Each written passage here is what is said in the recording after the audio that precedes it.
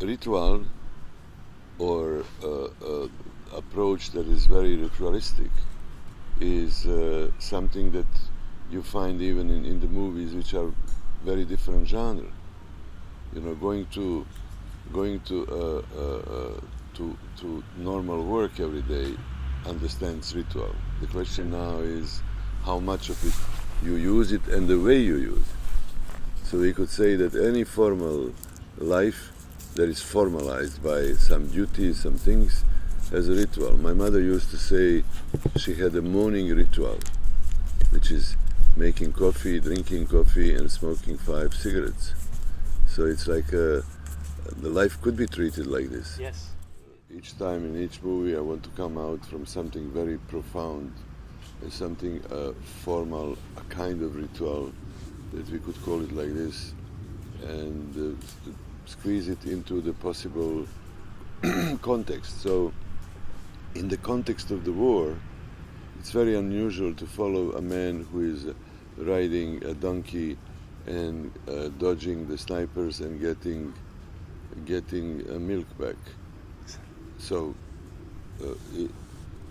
you call it ritual, and I give it to the musicality, riff. It's something that repeats, exactly, and everybody knows how to sing. I really like the way you show the public scene, this kind of micro world during the war, and then the actions of this man who is considered a fool to the others. That's why before we were speaking about losers.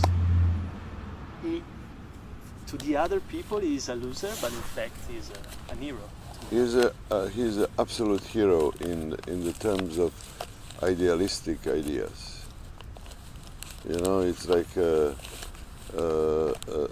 hero who does something that could be separated in this crazy world as a diagnosis. Somebody who carries the stone alone.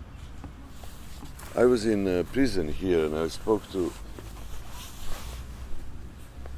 prisoners, to the women. Here in Venice?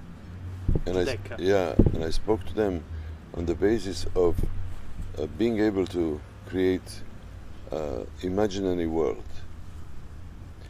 I know these people because of growing up in Sarajevo, in the area where a lot of criminals, a lot of thieves. Major problem with them is that they cannot create anything that is a formal substance. They don't read books, so they don't see the images. They don't meet other characters in the fiction. What they could do is to jump into the cinema and watch a shitty movie, but they do not make themselves available to have their brain liberating good vibes from spiritual side, because they're too much focused on reality in which they have to steal, in which they have to do whatever comes after. And I'm positive that in this movie or in any cinema you have to awaken spectators' sense of metaphor, which is lost today. Just few movies could make this, and I think cinema with this function is also a collective therapy. You know, when you have people all together watching a movie, getting through the catharsis, crying or smiling or being very suspensive, and in the end, if the outcome is that you have relaxed your feelings, like you're reading a good book, then it's a big plus in your life. And that's why, among the others, why I make my movies, because I believe that it is the best communication to be in autotherapy and the therapy with the people, which is the same in ancient Greeks tradition. You know, you had Epidaurus and 10,000 people coming to see the new Sophocles, and they say the trip was long, crazy, normal, abnormal. Everybody was coming to have this cathartic moment of cleaning out and getting into better shape. And that's why I believe devoted to cinema, and cinema that has to be producing strong emotions, is something that becomes almost inevitable ingredient of modern life.